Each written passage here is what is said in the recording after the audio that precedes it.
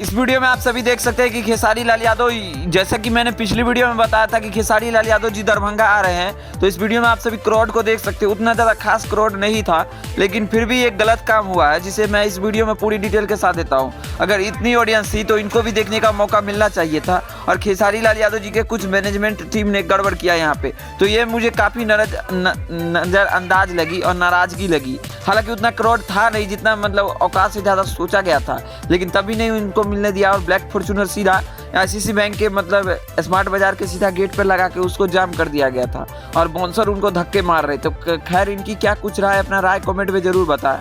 और खेसारी लाल यादव जी दरभंगा आए थे स्मार्ट बाजार के प्रमोशन में अपने डिफेंडर से नहीं, ब्लैक फॉर्च्यूनर से। तो आप सभी इस बात से अंदाजा लगा सकते हैं कि कितनी बार की पॉपुलैरिटी बनी हुई है। तो खैर क्या कुछ कहना है इस बारे में, अपना राय कमेंट में जरूर बताएं। इसके साथ मिलते हैं अगली वीडियो के साथ। बाकी वीडियो पसंद आए तो इस वीडियो को लाइक करके चैनल को सब्सक्राइब करना। मिलते हैं अगली वीडियो के साथ।